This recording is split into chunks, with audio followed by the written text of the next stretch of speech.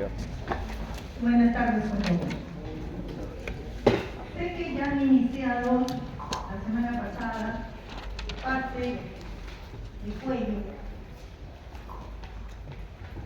Bien, tenemos que tener en cuenta los últimos. ¿Les puedo preguntar? Jóvenes, no les dije que Venga, para acá hay justo todos asientos. Jóvenes. Cuello tiene dos partes. Acá hay una. El cuello propiamente dicho y la nuca. Ustedes han dicho región prevertebral, ¿no es cierto? El día miércoles, me parece. Y también parte del plexo cervical. Pero justo mi tema tiene que ver con músculos infra y suprailioideos. Y tenemos que recapitular el plexo cervical. Entonces, el cuello es una área cilíndrica que va a permitirnos el poder conectar la cabeza con el resto del organismo. Por ahí van a pasar vasos, van a pasar nervios, van a encontrarse músculos, siendo una área bastante estrecha, pero tiene límites, y esos límites tenemos que identificarlos. Miren ustedes la línea superior y la línea inferior. Adelante.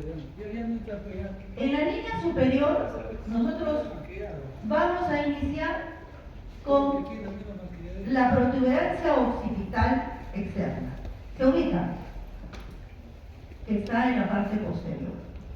Vamos a irnos ahora y hagan un seguimiento hasta con su dedito de la línea de la protuberancia occipital externa y luego bajan hasta la apófisis mastoides. Bajen hasta la apófisis mastoides, se van a ir al ángulo de la mandíbula, van a recorrer el borde inferior de la mandíbula y finalmente a la parte del mentón. Ese es el límite superior. El límite inferior vamos a iniciarla en la apófisis espinosa de la vértebra con más prominencia en este sector. ¿Cuál es? La séptima. Vamos a dirigirnos al acromio. Sigan con su dedito, hagan el seguimiento y vamos a dirigirnos por toda la parte superior de la clavícula para finalmente terminar en la horquilla externa.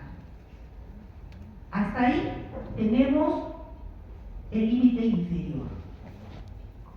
Pero acá tenemos una línea, y esta va a ser la línea media, que nos va a servir para poder delimitar más adelante triángulos que sirven para ubicar algunas estructuras importantes.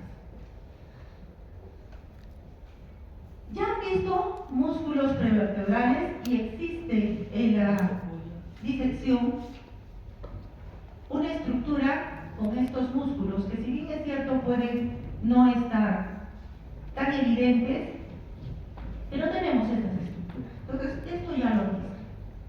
La importancia del escaleno se da sobre todo, o de los escalenos, se da sobre todo con el plexo braquial, porque ahí descansa, ¿no es cierto? Específicamente, ¿encima de quién? Del escaleno anterior.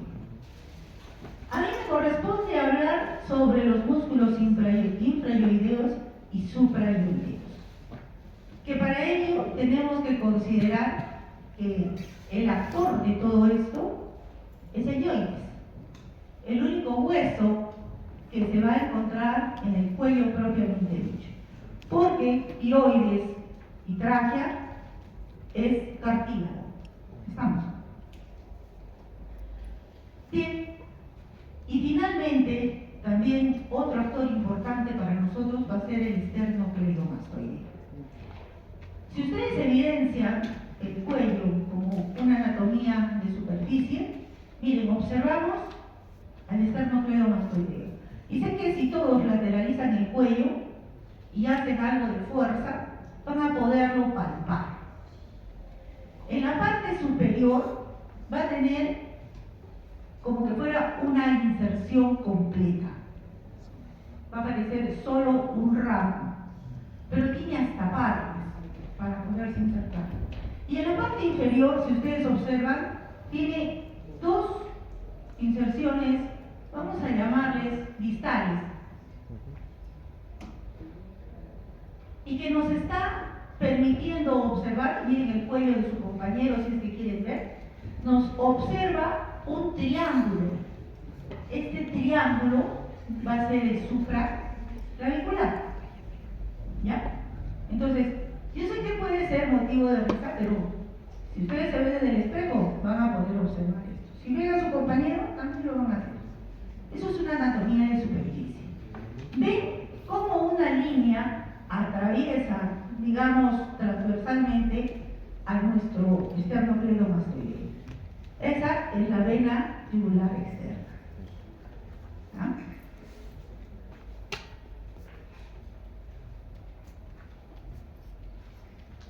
Bien, esto para reafirmar la protuberancia, apófisis mastoides, el borde inferior de la mandíbula.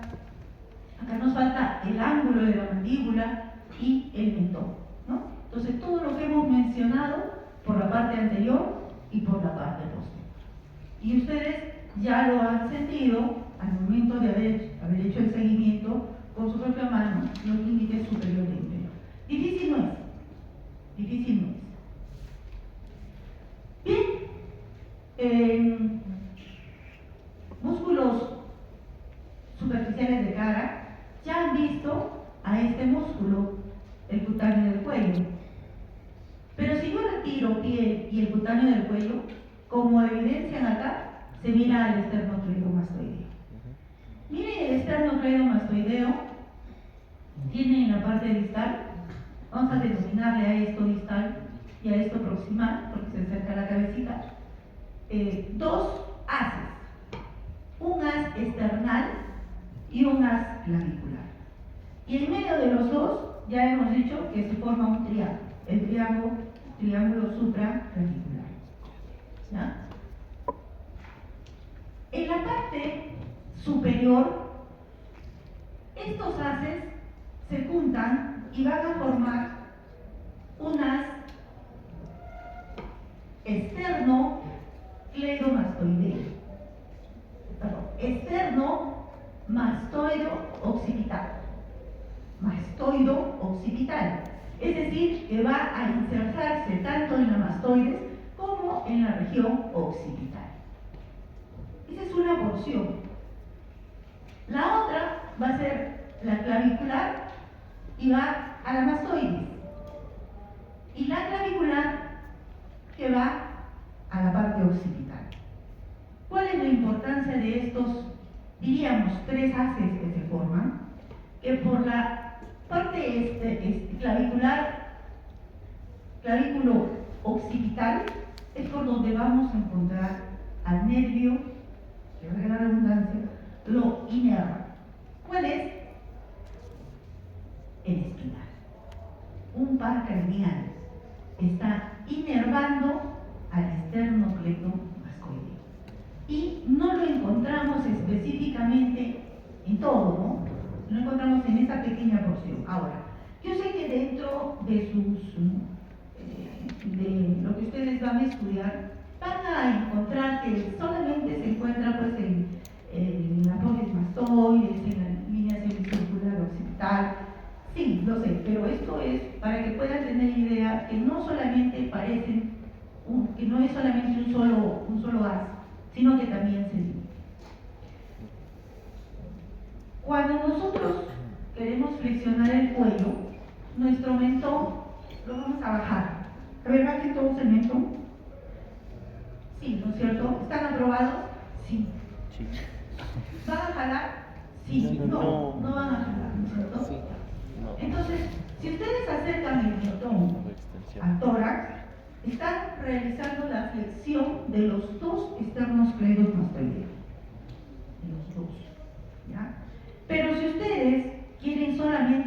flexionar uno, van a lateralizar el cuello. Entonces hay una contracción de un lado y va a haber una extensión del otro. ¿Ya? Y esto es lo que se observa, ¿no? Esta es una tortícolis congénita, ¿no? De nacimiento, donde la lesión se va a dar por el externo o del músculo que está contraído. Esa es la lesión. Nuestra barbilla se va a alejar de esa lesión. Se va a alejar de esa lesión. Como lo están observando acá y aquí. Entonces, este es el lado afectado, porque hay un acortamiento o hay una flexión del esternocleidomastoideo lesionado. Nuestra barbilla se va hacia el otro lado, lo mismo que nuestra mirada. Nuestra mirada también se va hacia el lado sano. ¿Ya? Entonces, si nosotros queremos contraer un solo músculo, lateralizamos. Flexión de uno y extensión del otro. La lesión congénita va a hacer que nuestra barbilla se dirija al lado contrario de la lesión y la mirada también.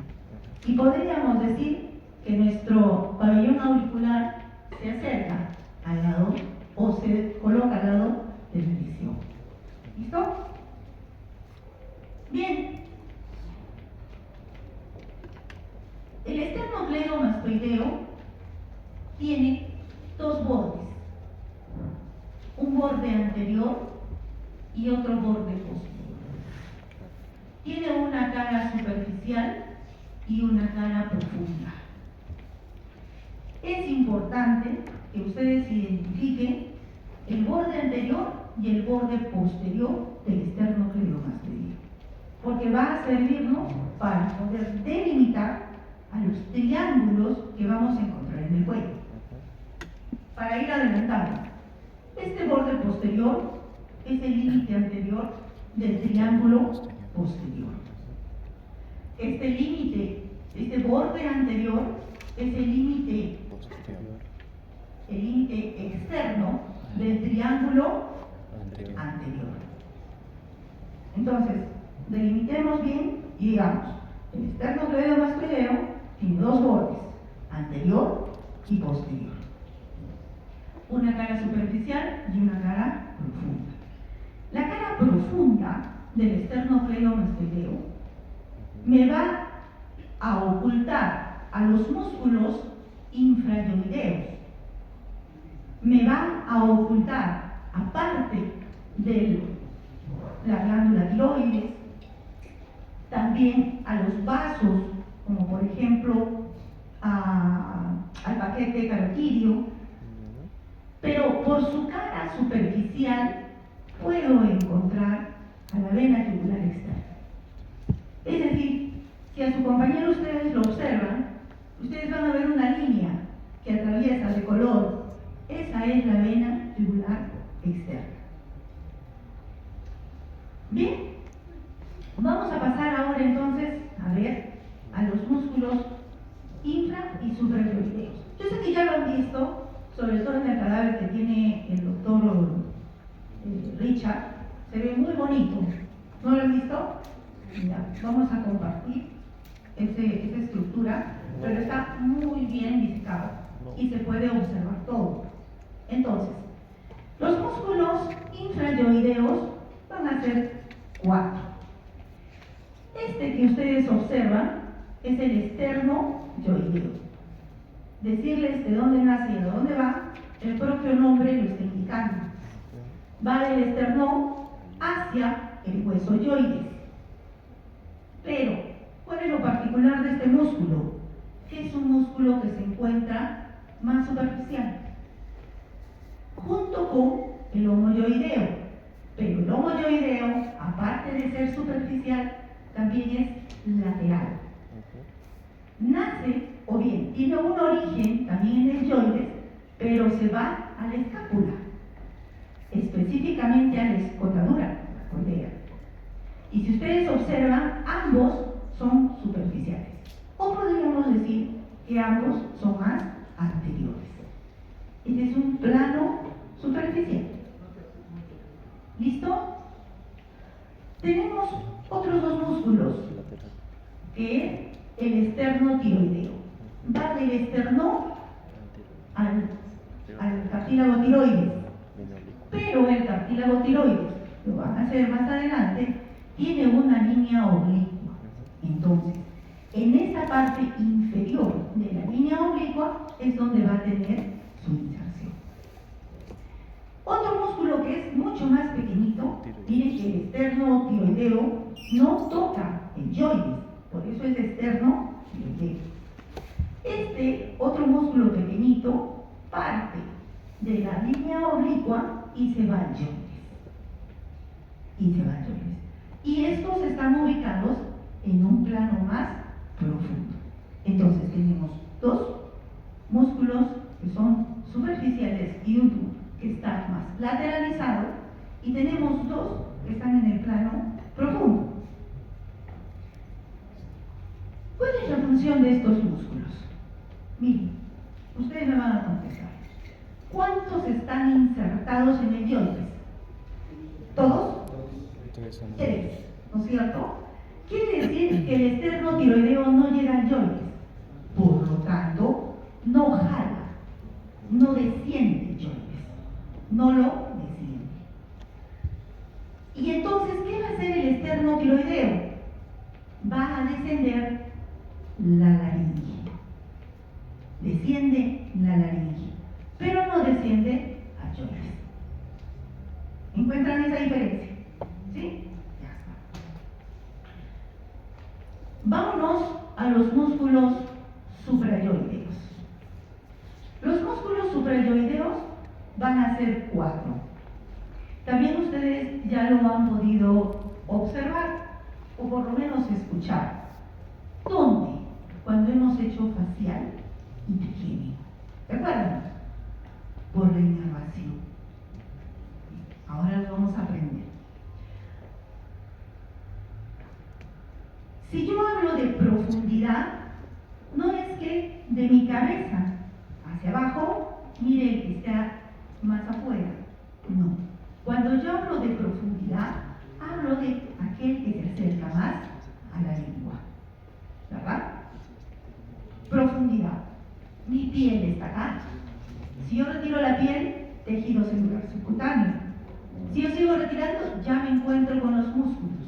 Entonces, el musculito que no vemos acá, vamos a verlo en diapositivas más adelante, es el geniyoideo. Es el músculo más profundo. Si yo digo geniyoideo, ¿de dónde va?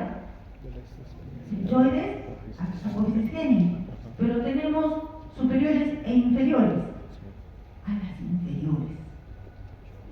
Geniyoideo es un músculo más profundo que va del yoides a las apófisis geni, que son 2. No se observa acá, ya lo vamos a mirar, pero va a las apófisis geni inferiores. Entonces, ese plano es el plano profundo. Vamos saliendo o vamos yendo a la parte superficial. Y en la parte media, en el plano medio, vamos a encontrar al miloyoideo. ¿Cuál es la característica del miloyoideo? Que forma el piso de la lengua. El piso de la lengua. Y aquí está, acá lo estamos viendo. ¿Dónde va a encontrarse el miloyoideo? En la línea miloyoidea. Son dos flancos, derecho e izquierdo, y se va a juntar en un rafe medio. Entonces, por eso es el piso. Lo tapiza completamente, tapiza la boca, ¿ya? Y está en el plano medio. Finalmente, tenemos a dos músculos que forman el plano superficial. Tenemos al digástrico y como su nombre lo indica, digástrico, está formado por dos vientres. Lo mismo sucedía con el homoyoideo, que está formado por dos vientres. Ambos músculos tienen un tendón. El digástrico tiene un vientre, si esta es la parte anterior y esta es la parte posterior, tiene un vientre anterior y un vientre posterior. El vientre posterior nace ¿dónde? En la ranura digástrica. ¿Se acuerdan de la apófisis mastoides? Tóquense su mastoides, por favor. ¿Ya? Hacia adelante van a encontrar una ranurita. Ahí es donde nace ese vientre posterior. Y se dirige hacia abajo y adelante, donde va a pasar por el medio de un pequeño anillo. Lo que no sucede con el homoyoideo. El homoyoideo tiene un tendón, pero no traspasa nada. Simplemente se estrecha, forma ese tendón y sigue su camino hacia la escápula. Este digástrico llega hacia la parte anterior como vientre anterior del digástrico. Pero el vientre posterior del digástrico no viene solo, está acompañado por este músculo, que es el estiloyoideo. El estiloyoideo, como su nombre lo indica, va a nacer en la apófisis estiloides y se va a dirigir con sus fibras, casi al final, va a emitir unas fibras y va a abrirse esas fibras, va a dar el paso al tendón del digástrico y termina insertándose en el yoides, este musculito. ¿Listo? Si ustedes se dan cuenta, no he hablado de una inervación ni de los infra ni de los suprayoideos. Los infrayoideos tienen una estrecha relación con el plexo cervical. Vamos, todos los cuatro. Más un músculo de los suprayoideos, que es el que no miramos. ¿Cuál no miramos? El geniyoideo. Y los músculos suprayoideos se relacionan con los pares craneales. Tanto el vientre posterior del digástrico como el estiloyoideo, su inervación va a ser por el facial. Y el vientre anterior va a ser dado por el trígedo. Esa es la diferencia que ustedes tienen que encontrar de cada uno de estos músculos. Aquí les presento al geniyoideo. Acá está el miloyoideo, que nace en la línea miloyoidea. Y miren, este es más profundo, este está en el plano medio, y los más superficiales es el digástrico, y el digástrico que es este, y el estiloyoideo. ¿Se observa ahí bien? Acá tenemos los músculos infrayoideos, y bueno, en este esquema es prácticamente idéntico a lo que estamos observando. ¿Hasta ahí? ¿Alguna pregunta? Esto es un esquemita. Acá les voy a presentar, a ver, ¿quién es este? El estiloyoideo, ¿no? Por la apófisis estiloide. Y se junta, ¿no? Y esta flechita, el vientre posterior del digástrico. Y si ustedes observan, está yéndose hacia abajo, el vientre anterior, pero acá ya tuvo un ojal. Tuvo un ojal para las fibras, y este es el hueso yoides, para las fibras del estiloyoideo. Aquí están las fibras, como ustedes podrán observar. Este es el hueso hyoides, este es el vientre anterior del digástrico, el vientre posterior del digástrico.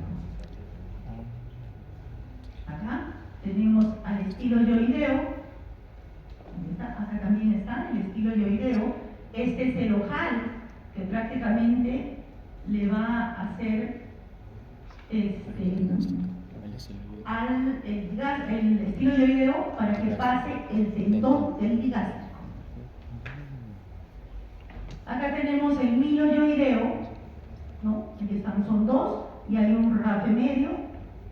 Se van a insertar en el hueso hyoides. Que sean específicos y digan en el cuerpo, en la asta, eso ya es para que ustedes estudien. Acá tenemos el geniyoideo, ahí está el geni, ahí están las apófisis geni, y estos ya son los músculos infrayoideos, ¿no? Este es el esternoyoideo. ¿Qué otro nombre tiene el esternoyoideo? Esternocleidoyoideo. Entonces viene de la parte esternal, de la clavícula y va al yoides, ¿no? Pero también lo pueden mencionar como esternoyoideo. Aquí está, el esternoyoideo. Y este que ya está dirigiéndose hacia la parte posterior y afuera, viene a ser el homoyoideo, con su vientre superior y su vientre inferior. Vamos a ver, ahí está. Su vientre superior y su vientre inferior. No, este es el tendón. El inferior no se observa aquí. Más adelante lo vamos a ver. Bien, ¿cuál es la importancia que ustedes tienen que encontrar en la práctica del homoyoideo? Por detrás del homoyoideo vamos a ubicar a las raíces del plexo. ¿Qué plexo? ¿Cervical? Braquial. También vamos a encontrar al paquete vascular interno, ¿no es cierto? ¿Cuál es el paquete carotidio? ¿Quién lo conforma? La vena yugular interna, la carótida interna, la carótida primitiva y el vago. Yo siempre digo, cuando La pregunta es a los jóvenes, señala ahí que alguien te indique quiénes forman la vena carotídea, pero tú señalas. A ver. O para que señales a alguien que está durmiendo. A ver quién está durmiendo. Pues acá, a ver, la señorita que está acá. No está durmiendo, está despierta. ¿Quién conforma la vaina carotidia?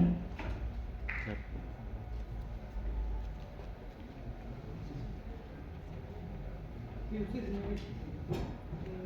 La arteria carótida, la vena yugular interna y el medio bajo. Así es. O neumogástrico. Yo siempre, para que no se olviden mis... A ver, responde. La arteria carótida primitiva, la vena yugular interna y el medio bajo. La carótida primitiva, o sea, la carótida interna no conforma la vena carotídea. ¿Qué responde? ¿No es a todos?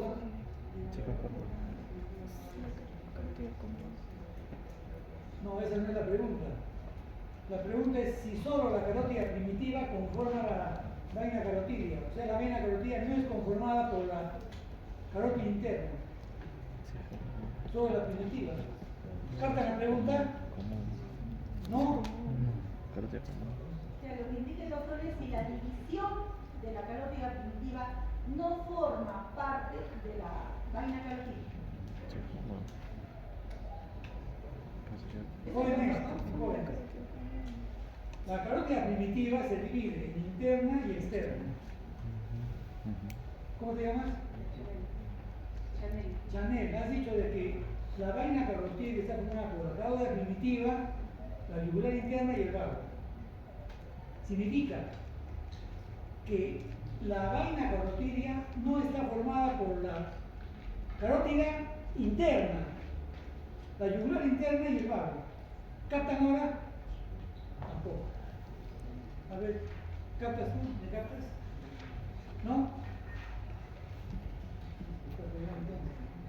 ¿Alguien ha captado la pregunta? ¿Qué diferencia hay en la conformación de la vaina carotídea por encima y por debajo de la división de la carótida primitiva. ¿Qué preguntaba? ¿Qué diferencia hay entre...? No, en la conformación de la vaina carotidia. Por arriba y por debajo de la división de la carótida primitiva. ¿Quién responde? Pues no captan. ¿Qué diferencia existe en la conformación de la vaina carotidia por encima y por debajo de la bifurcación de la carótida primitiva? ¿Captas una manita, no? Más o menos.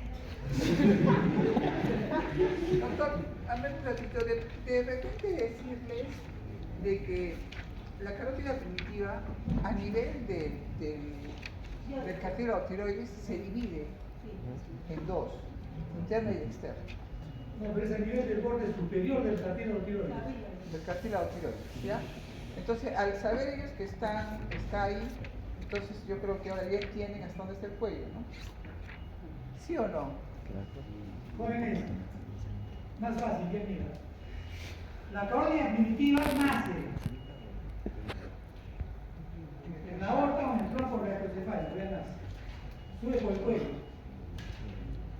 Llega al borde superior del cartílago tiroides y se divide en interna y externa. ¿Cómo está formada la vaina carotidia por debajo de esa división? ¿Quién responde? ¿Qué hay por debajo de esa división? Hay carótida primitiva, hay carótida interna y hay vago. ¿Y qué hay encima de esa división? ¿Hay carótida primitiva? ¿Qué hay? Carótida externa. Carótida interna, ¿qué más? Externa Vago y vena yugular. Entonces, ¿cómo es la conformación de la vaina carotidia por encima y por debajo de la división? ¿Ahora sí? ¿Ahora sí o no? Todavía no dijo. A ver, uno de ustedes. Es que están muy... A ver, Jóvenes, y arena de luz. Silencio, pues, silencio. Prefiero que esto no más capte, porque no están bien. Ahora, silencio. No, para ellos. Ya la conformación de la vaina carotidia sería por debajo de la bifurcación, estaría formada por la yugular interna, el nervio vago y la carótida primitiva. Y por encima de la bifurcación sería la carótida interna, el nervio vago y la yugular interna. ¿Todos se captan? Sí. Repítele. De otra forma. Ay, no. De otra forma. Menos palabras. Silencio, silencio. Y si alguien lo quiere hacer más bonito, ¿Para qué que tengo? venga y que hable. Es preferible, jóvenes, que ustedes se lleven una idea precisa, que me preguntan, no entiendo lo que me digo, de otra forma. La bifurcación está acá. Correcto. La bifurcación es Acá está la bifurcación. ¿Abajo qué hay? abajo tenemos a la vaina. No, la vaina es acá y arriba. Acá vamos a tener la carótida primitiva, el nervio vago y la vena yugular interna. Hay la carótida primitiva porque todavía no se ha dividido, jóvenes. Entonces, debajo de la bifurcación, ¿qué cosa hay? Carótida primitiva, ¿Qué más? nervio vago y vena yugular interna. Y encima de la bifurcación, ¿hay carótida primitiva? No hay, pues, porque ya hay carótida interna. Interna. A ver, ¿qué dicen? Jóvenes de ojo, no me lo trataba. ¿Qué dicen ahora? A ver, repiten lo que dicen. Repiten esto, sí. No, vengan acá, vengan acá. De esa manera tú le hablas y si no... Está loco pareo, mano. Y a ver, dices, de otra manera. Escuchen, por favor, ¿ya? No duerman.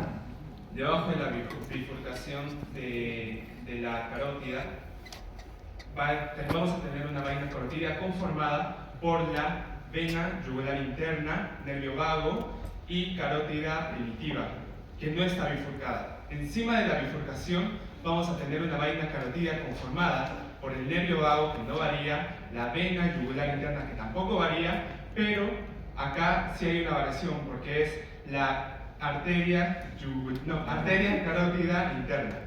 Perfecto, ya cuéntalo. Para todos. Pero responde otro, ¿ya? ¿Cuáles son los elementos comunes en la vaina carotidia por encima y por debajo de la bifurcación. ¿Qué he preguntado, señorita? ¿Qué he preguntado? Espérate.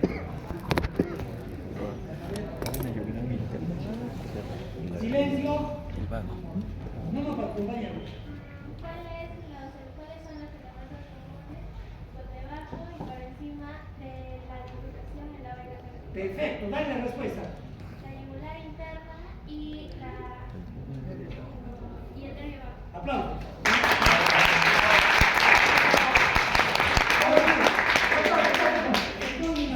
Sería lo mismo entonces preguntar qué elementos comunes existen por encima del borde superior del cartílago tiroides.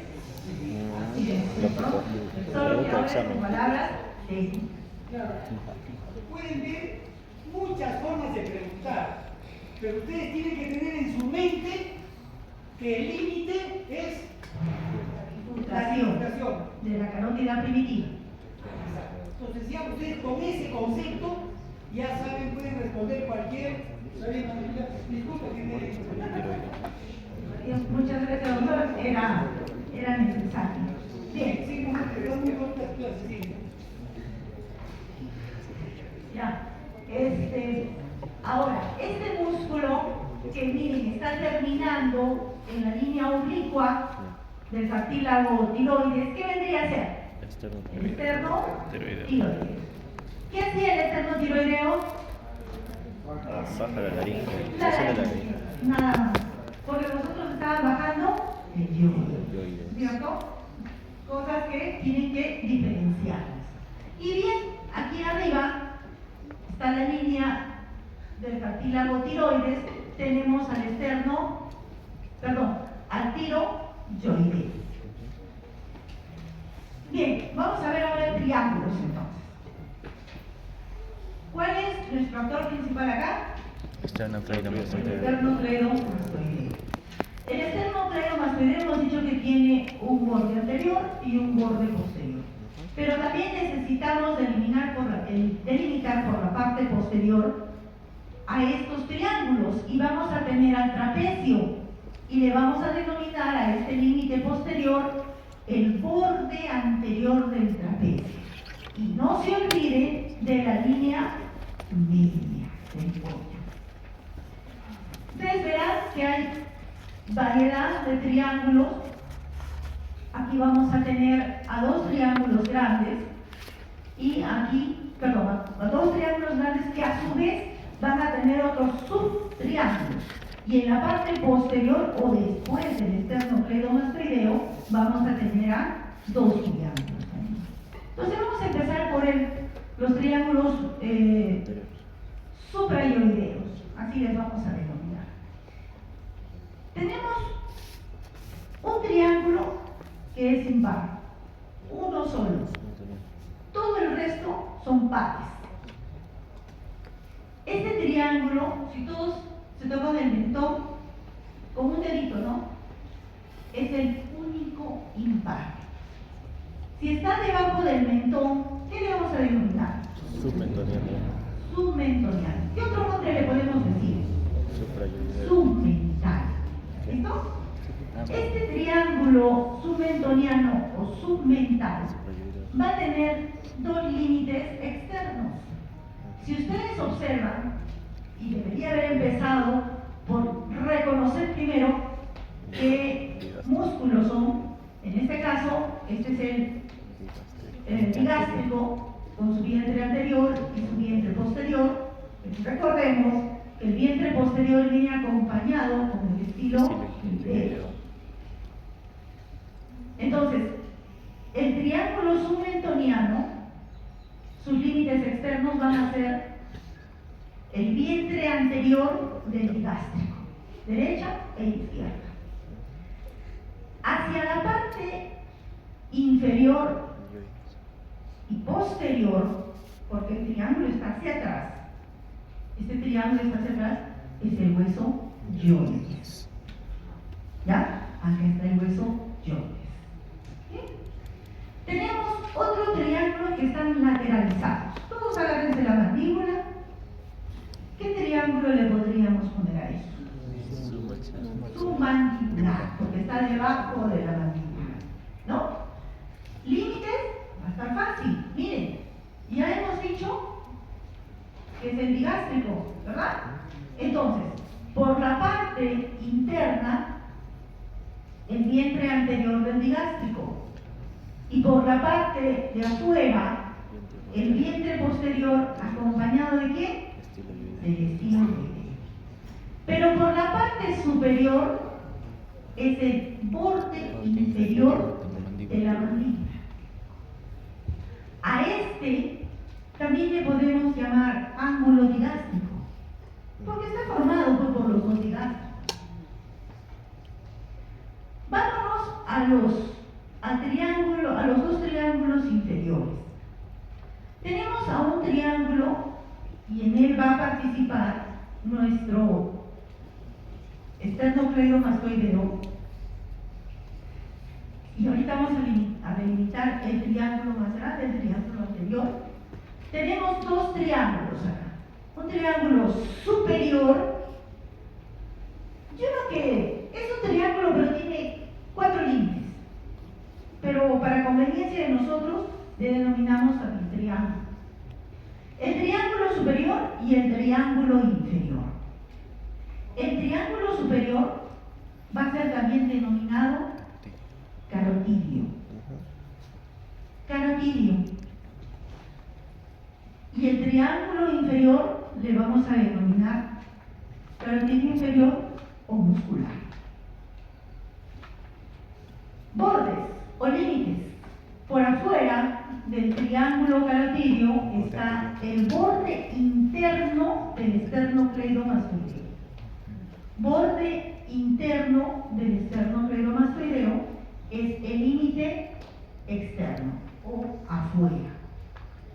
El borde superior está dado por el vientre posterior del digástrico y por el epílogo.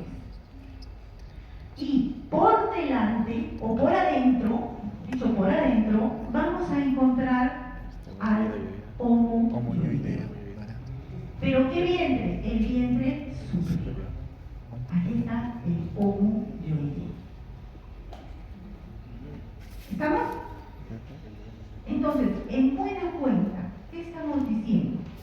Que el músculo homoyoideo me va a dividir este triángulo inferior en dos triángulos pequeños, para arriba y para abajo. El triángulo inferior, que bueno, tiene 4 límites, tenemos por adentro la línea media del cuello, por adentro.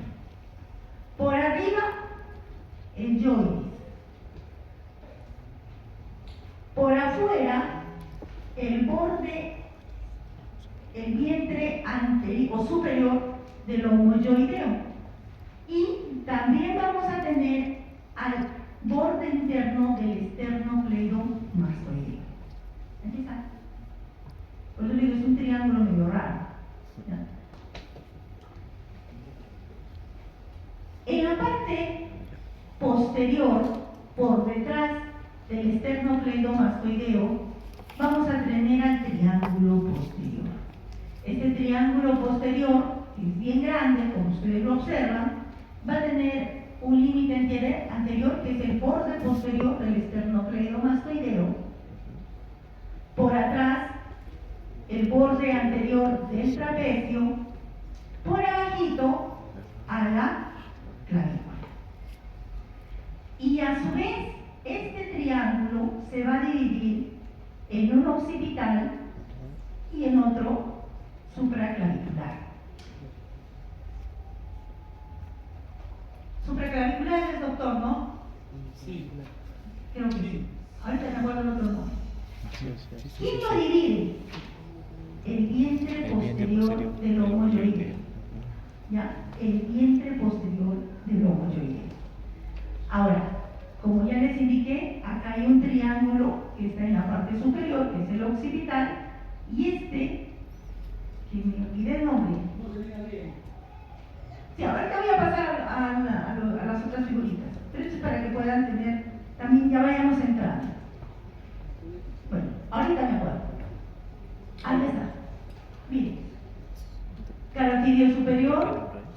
Ese es el carotidio inferior. Pero a este también le podemos denominar muscular. Y a este simplemente carotidio. En la parte posterior, que es el vientre posterior del digástrico, tenemos el triángulo más grande que está dado con un límite anterior por el borde posterior del esternocleidomastoideo, por el límite posterior con el vientre anterior del trapecio. En el límite inferior tenemos a la clavícula. Pero el vientre posterior del homoyoideo divide en dos triángulos. Este triángulo que es el denominado occipital y este que me he olvidado, doctor, subclavo. Claro, porque este triangulito que estaba en medio de los externos era el supraclavicular. Ese es el subclavo. Ahora, ¿qué es lo interesante de cada uno de estos triángulos? Que ahí vamos a encontrar estructuras importantes. Aquel que va a ser cirujano de cuello y cabeza necesita ubicar por medio de estos triángulos, que se vuelven bastante diestros y ni siquiera necesitan hasta reconocerlos, pero mientras estén en anatomía tienen que saber qué vamos a encontrar en cada uno de ellos. ¿Repetimos? ¿O está todo claro? Tenemos dos triángulos grandes. Primero tenemos que considerar la línea media, el borde inferior de la mandíbula y al esternocleidomastoideo.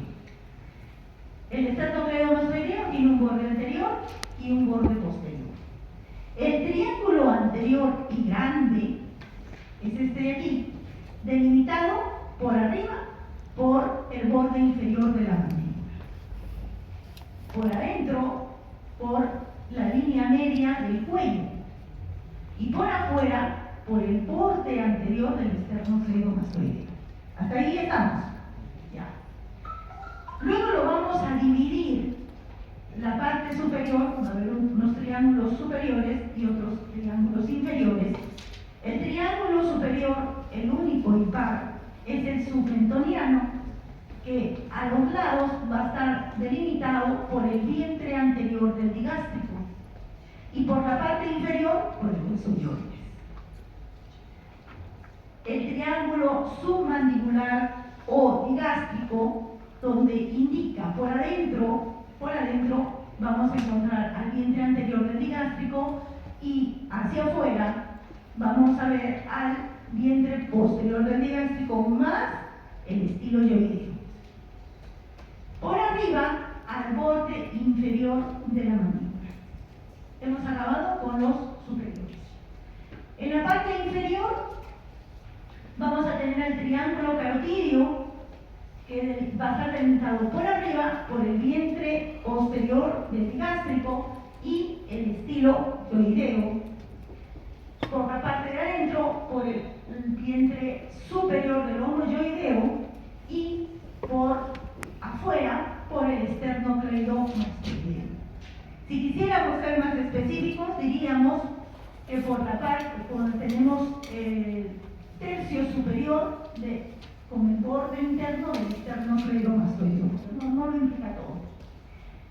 El carotidio inferior o muscular va a tener prácticamente 4 límites, digamos, pero es un triángulo, ¿ya? Por arriba el hueso ioides, por la parte de adentro, la línea media anterior, externa superior o afuera y superior, el vientre superior del homoyoideo y por la parte externa inferior con el borde anterior del esternocleidomastoideo. Esto es el triángulo anterior. El triángulo posterior grande, su límite anterior es el borde posterior del esternocleidomastoideo. Su límite posterior es el borde anterior del trapecio. Por abajo tenemos a la clavícula. A su vez, este triángulo posterior se divide en dos. El triángulo occipital, que su borde inferior, no varían los bordes ni anterior ni posterior, pero el inferior es el vientre posterior del esternocleidomastoideo, del homoyoideo, y el triángulo ya no lo quiero olvidar ese nombre, doctor. Subclavio va a ser también lo mismo, pero va a estar por la parte de arriba el vientre posterior del homoterio. Ahora, ¿cuál es la importancia de estos triángulos?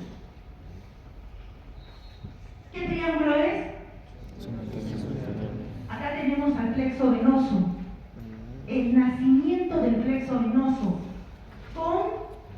que va a dar origen a la vena yugular anterior.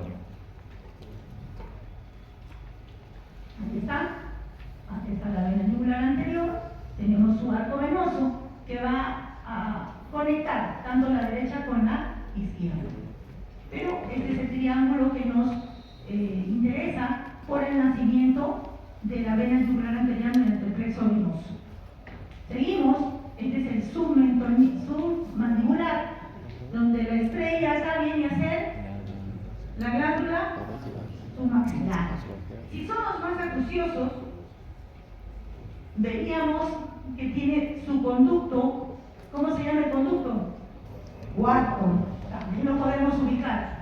Encontramos a la vena y a la arteria facial. Acá está. La vena y la arteria facial. Podemos encontrar algunos ganglios también, submandibulares. Encontramos a donde está este nerviecito, donde está el hipogloso, se me perdió. Aquí está, el hipogloso. También podemos encontrar el hipogloso. También podemos encontrar a la arteria lingual, ¿no? Este es el conducto de Wharton, ¿no? Entonces es un poco más amplio este triángulo. Ahí está, el triángulo submaxilar. Aquí está también el triángulo submaxilar. Este es el triángulo carotidio superior o simplemente carotidio. Si ya con este nombre nosotros ya podemos indicar qué vamos a encontrar ahí, a la vaina carotidio, ¿cierto? Ahí está la vaina carotidio. Ahí está la vaina. Y lo importante es que en este triángulo nosotros podemos realizar la toma del pulso carotidio. ¿Cómo hacemos? Ubicamos la tráquea, los anillos traqueales, ¿no? E inmediatamente los músculos, como el esternocleidomastoideo, ¿no? Y los músculos que se encuentran en los infrayoideos, y palpamos el paquete vascular con 2 dedos, no se palpa nunca con el pulgar, con 2 dedos. Ahí evidenciamos en este pequeño canal al pulso carotidio. Y finalmente el triángulo carotidio inferior, donde este también denominado muscular, vamos a encontrar a los músculos infrayoideos, junto con las glándulas tiroides y las glándulas paratiroides. ¿Preguntas hasta ahí, por favor? Aquí está el esquema, tal cual, el occipital. En el triángulo occipital, en el piso, podemos encontrar al elevador de la cabeza, perdón, al esplenio de la cabeza, al elevador de la escápula y a los 3 escalenos, como estamos evidenciando. Y en este triángulo nosotros podemos encontrar a la arteria subclavia en el interior, al subclavicular, a la arteria subclavia. Bueno, ese es el contenido después de evidenciar los límites de cada triángulo. Ahora, yo quiero que vayan evidenciando algo que también va a ser importante. Miren ustedes, todos los músculos están envueltos por una fascia. A mi grupo siempre he dicho, son vestiditos que usa el músculo para poder protegerse y para poder delimitar a veces algunas infecciones que quieren traspasar algunos espacios. Entonces, este es un esquema simplemente para que lo puedan visualizar. Este es posterior, aquí está la espina, la apófisis espinosa, este es el cuerpo de la vértebra, esto es anterior, acá tenemos las vísceras del cuerpo. Pero como sé que acá no se va a mirar muy bien, lo que quiero que por favor tengan en claro lo siguiente. Cuando hablamos de aponeurosis o cuando hablamos de planos, nosotros estamos yendo de afuera a adentro. Las aponeurosis que voy a mencionar son profundas. Son profundas. Lo superficial que nosotros tenemos es la piel. Si yo hago una disección en la piel, ¿qué voy a encontrar? Tejido celular subcutáneo. Pero si yo sigo penetrando o sigo haciendo una disección más profunda, ya voy a encontrar a estas fascias. Las tres fascias de mención son profundas, pero vamos a denominarlas para que ustedes puedan diferenciar en superficial, en media y en profunda. ¿Ya? Cada una de ellas también tiene otro nombre. La superficial se denomina de revestimiento. La media es pretraqueal y la profunda es prevertebral. ¿Se dan cuenta cómo estamos introduciendo, cómo nos estamos ingresando hacia la parte interna del cuello? Tengan en cuenta que esto siempre va a ser más superficial la grasa de la piel. Bien, entonces este es un esquema, doctor, que es bastante didáctico para que se pueda entender.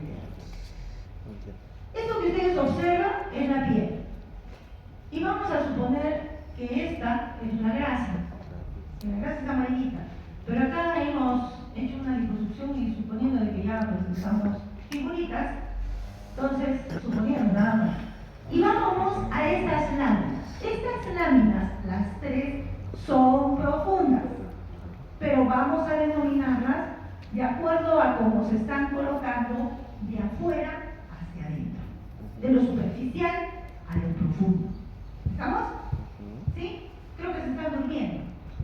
¿No? ¿Seguro? Ya, a ver, creo que aquí. Pausa. Bien, entonces, vamos a hablar de las tres aponeurosis. La primera es la aponeurosis cervical superficial, que es la de color verde. ¿Dónde van a hacer? ¿Qué cosa es esto? La apófisis espinosa. Y esta pitita, ligamento bucal. Entonces, su nacimiento va a ser que la apófisis espinosa va a continuar con el ligamento bucal.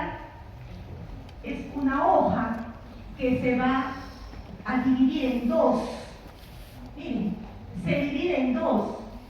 ¿Para qué? Para poder abrazar al trapecio, por su cara superficial y su cara profunda. Se junta en el borde anterior del trapecio, de nuevo, y continúa como una sola hoja, conformando el techo del triángulo posterior del cuello. ¿Se acuerdan del triángulo posterior que hemos hecho?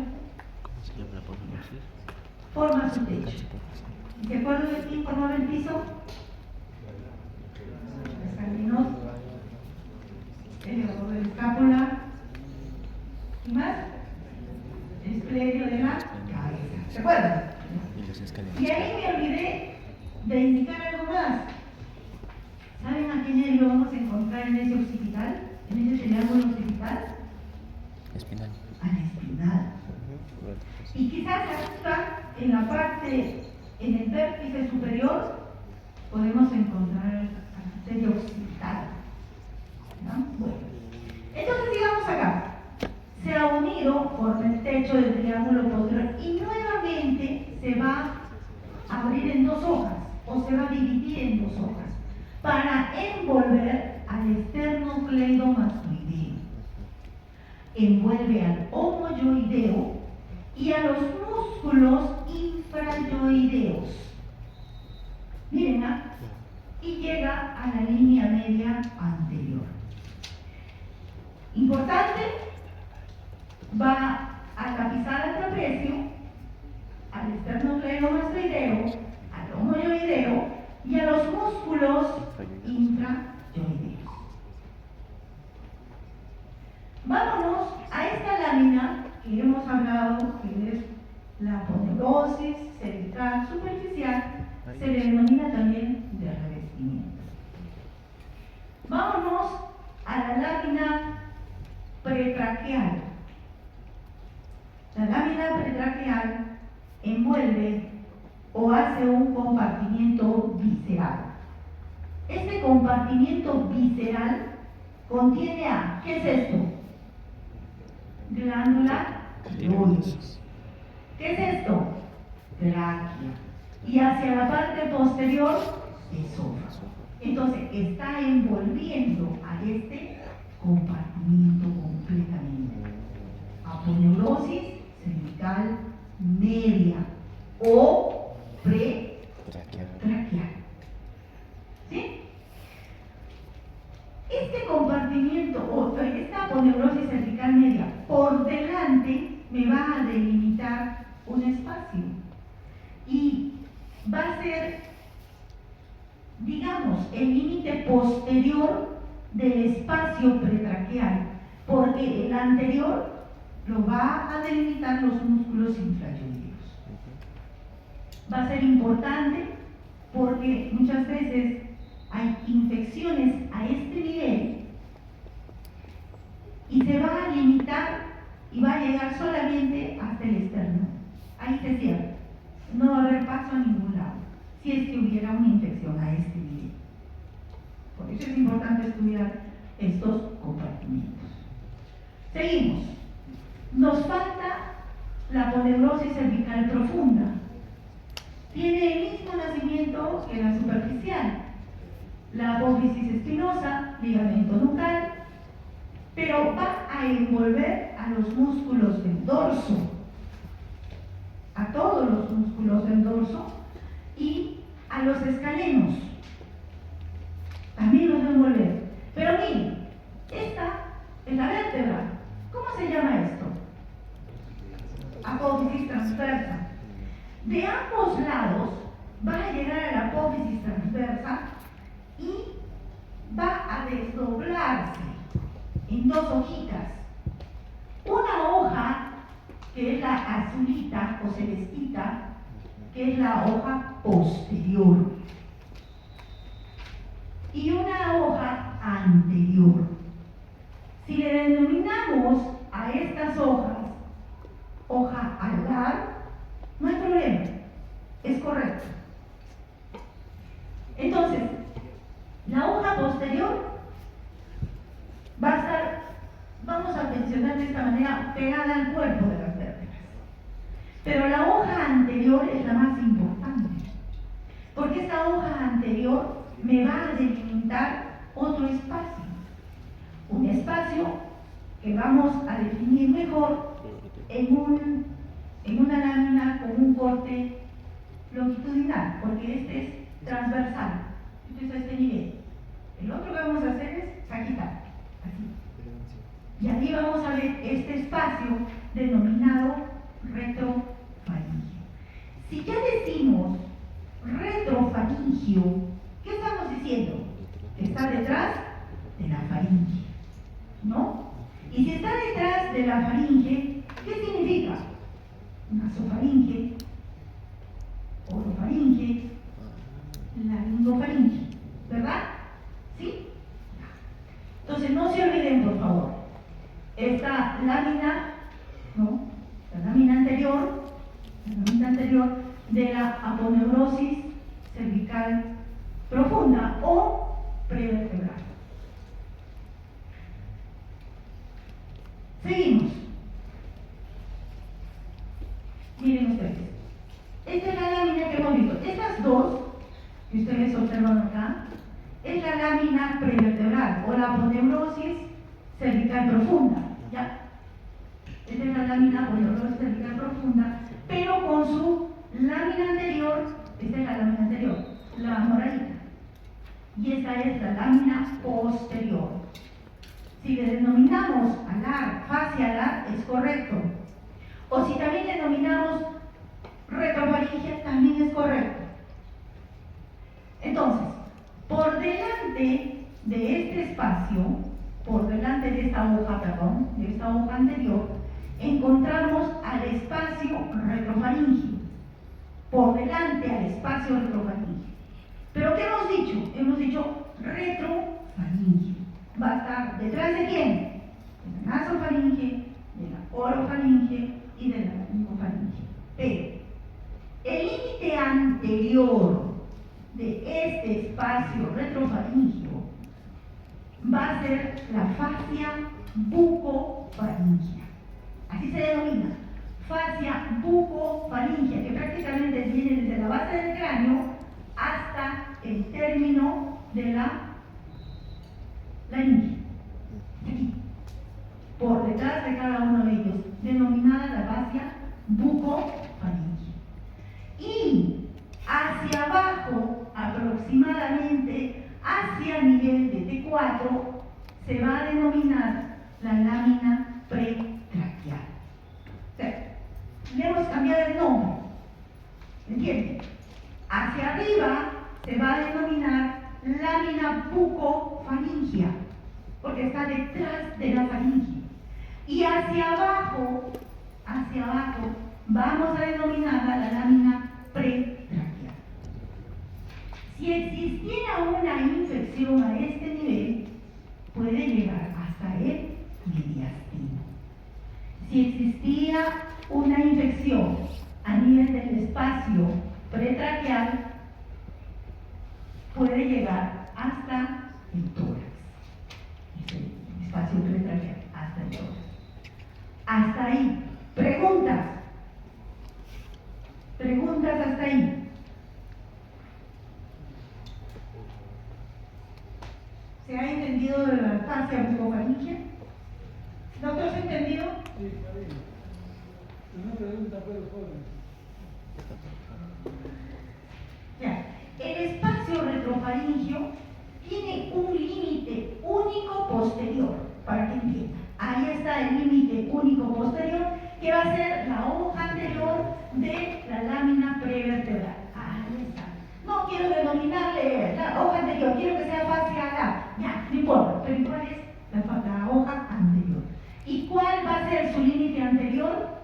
Hasta la faringe va a ser la fascia bucofaringea, que es esta media anaranjadita.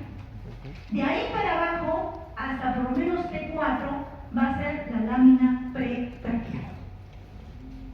¿Sí? Muy bien. Lo mismo, este es el nuevo libro del doctor, pero ha salido así. Y aquí está también ese espacio, está muy bonito. Bien. Ya hemos dicho, miren, por fuera del esternocleidomastoideo encontramos a la yugular externa. Miren ustedes, esta lámina que ustedes están viendo, esto blanquito, ¿qué lámina sería?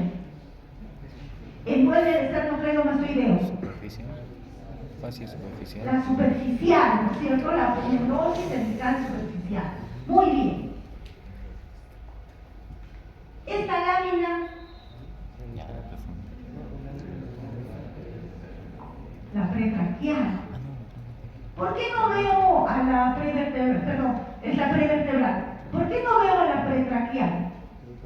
Porque solo está envolviendo a las vísceras. Es el compartimiento de las vísceras. No puedo observarla en esa, aparte que ya he sacado la lámina superficial. Entonces, esta, la única que me queda, es la prevertebral. Lo mismo. Ahora, yo sé que esto ya lo han hecho con la doctora Pamela, pero miren en el borde posterior del esternocleidomastoideo. Hay un punto por donde salen muchos nervios y es el plexo cervical, el que está saliendo. Este plexo cervical, al igual que el plexo braquial, tiene ramas superficiales, ¿no? Y ramas profundas, ¿verdad? Solamente que en el plexo braquial las ramas motoras son más gruesas. Pero en mi plexo cervical, mis ramas motoras son delgaditas. Y las ramas sensitivas del plexo braquial son delgaditas. Y en el cervical son gruesas. Ya está. Estas son gruesas. Y la salida de la emergencia de este tronco se va a denominar el punto doloroso o punto de Ehlers. Cuando alguien quiere hacer algún tipo de intervención local, adormece eso y está adormeciendo absolutamente todo. Pero ¿por qué traigo a colación el plexo cervical? Porque no explicamos cuál era la inervación de nuestros músculos intrayoideos. Solo hablamos de los suprayoideos, ¿verdad? Del facial, del trigémino, ¿no? Pero había uno ahí que tomamos del plexo, de los suprayoideos, que del genioideo, y que también va a estar inervado por ramas del plexo cervical. Lo mismo, este es el punto, ¿no?, de acceso. Acá tenemos la yugular anterior, yugular externa, la interna tenemos que retirar todavía las fascias. Y bien, entonces, miren, este es el plexo braquial y el plexo cervical. El plexo braquial tiene ramas motoras y sensitivas, lo mismo acá, pero las motoras en el braquial es más grueso, porque está llegando pues todo, ¿no?, a todo el miembro superior. En cambio aquí, no, acá son delgaditas, miren, y se nota, ¿no? Otro más grueso, otro más delgadito. Y en el plexo braquial, las sensitivas son más delgadas. Acá no, acá son gruesas. Bien, entonces, si bien es cierto, tenemos como referencia al nervio hipogloso, el nervio hipogloso no emite ninguna ramita al plexo cervical. Simplemente es como que fuera un puente que acompaña algunas fibras del plexo cervical. Entonces, vamos a repasar porque ustedes ya saben, ¿no? Se ha hecho, doctor, ¿no?, el plexo cervical. Sí. ¿Quieren repasar o? No, repasa, por favor. Entonces, tenemos tronquitos de C1, C2, C3, C4 que forman el plexo cervical. No lo conforma C5, solo C1, C2, C3 y C4. Todas estas ramas van a ser, todas son ramas anteriores, empezando. Todas son ramas anteriores, ¿ya? Tenemos unas ramas que son más gruesas y unas ramas que son delgadas. Las delgadas van a ir a los músculos y las gruesas van a ir a la piel. ¿Ya? Eso van a ser cutáneas. Una rama de C1 baja y se junta con una rama de C2. Se juntan y corren paralela al nervio hipogloso. Pero en medio de ese camino va a salir una ramita, se va a desligar una fibra y me va a formar el asa superior del plexo cervical. ¿Ya? Me va a formar el asa superior. También se le llama el asa del hipogloso, doctor, ¿no? Pero descendente del hipogloso, pero como ustedes verán, no interviene el hipogloso en sí, pero por comodidad o por una situación de poder relacionarlo, le han denominado también.